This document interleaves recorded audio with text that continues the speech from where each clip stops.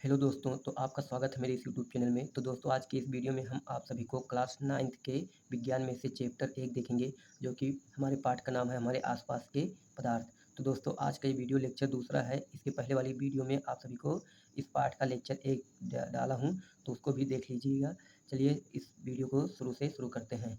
तो पहला पॉइंट है, कणों की तेज गति और अत्यधिक रिक्त स्थानों के कारण गैसों का अन्य गैसों में विसरण बहुत तीव्रता से होता है। तो दोस्तों जो कणों की जो या गैस की जो कण होती है, उनके बीच में जो रिक्त स्थान होता है वो बहुत अधिक होता है, जिसके कारण उसमें विसरण जो होती है वो बहुत तीव्रता से होता है। जल तीनों अवस्थाओं में पाया जाता है। चलिए देखते हैं दोस्तों। जल जो है वो तीनों अवस्थाओं में पाया जाता है, ठोस, द्रव और गैस। जैसे बर्फ हो गया ठोस, जल हो गया द्रव और जल वाष्प हो गया गैस। ये जल जो है वो तीनों अवस्थाओं में पाया जाता है। ये बहुत ही इंपॉर्टेंट टॉपिक है। चलिए देखते हैं अगला क्या है। पदार्थों पर तापमान परिवर्तन का प्रभाव। ठोसों के तापमान को बढ़ाने पर उसके कणों की गतिज ऊर्जा बढ़ जाती है, जिसके कारण कण अधिक तेजी से कंपन करने लगते हैं, जिससे ऊष्मा उत्पन्न होती है और ठोस पिघलकर द्रव में परिवर्तित हो जाती है। तो दोस्तों अगर आप किसी ठोस को अधिक से अधिक तापमान देंगे तो वो क्या होगा, उसकी गतिज ऊर्जा बढ़ जाएगी। ठोस की जो कण होती है उसकी गतिज ऊर्जा बढ़ जाती है, जिसके कारण वो कंपन करने लगते हैं और वे ऊष्मा उत्पन्न होती है, उसमें ऊष्मा उत्पन्न होने लगती है, जिससे ठोस पिघलकर द्रव में परिवर्तन हो जाता है। चलिए देखते हैं गलनांक क्या है। गलनांक वह न्यूनतम तापमान जिस पर ठोस पिघलकर द्रव बन जाता है। क्या है? वह न्यूनतम तापमान जिस पर ठोस पिघलकर द्रव बन जाता है गलनांक कहलाता है। किसी ठोस का गलनांक उसके बीच के आकर्षण बल के सामर्थ्य को दर्शाता है। किसी ठोस का गलनांक उसके बीच के आकर्षण बल के सामर्थ्य को दर्शाता है। बर्फ का गलनांक 273.15 केल्विन होता है। अब देखते हैं संगलन क्या है। गलने की प्रक्रिया यानी ठोस से द्रव में परिवर्तन की प्रक्रिया को क्या कहते हैं? संगलन कहते हैं। अब देखते हैं क्वथनांक।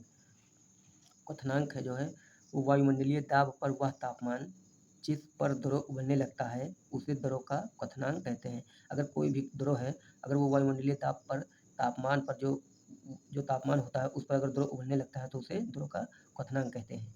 अब देखते हैं प्रसुप्त ऊष्मा। प्रसुप्त ऊष्मा वायुमंडलीय दाब पर 1 किलोग्राम ठोस को उसके गलनांक पर द्रव में बदलने के लिए जितनी ऊष्मीय ऊर्जा की आवश्यकता होती है उसे संगलन की प्रसुप्त ऊष्मा कहते हैं। तो दोस्तों ये बहुत ही इंपॉर्टेंट टॉपिक है, इसको एक बार ध्यान से आप फिर से देख लीजिएगा। आगे देखते हैं क्या है ऊर्ध्वपातन। ऊर्ध्वपातन है पदार्थों के द्रव अवस्था में परिवर्तन हुए बिना ठोस से सीधे गैस में बदलने की प्रक्रिया को ऊर्ध्वपातन कहते हैं। तो दोस्तों जो ऊर्ध्वपातन होता है वो कोई भी ठोस पदार्थ है वो बिना गैस में परिवर्तन हुए बिना सॉरी वो ठोस जो है वो द्रव में परिवर्तन हुए बिना सीधे गैस में परिवर्तन होने की प्रक्रिया को ऊर्ध्वपातन कहते हैं, और गैस से सीधे ठोस में बदलाने की प्रक्रिया को निक्षेपण कहते हैं। तो ये भी बहुत आपका इंपॉर्टेंट टॉपिक है, ये आपके बोर्ड एग्जाम में आ सकता है। चलिए देखते हैं आगे दाब परिवर्तन का प्रभाव।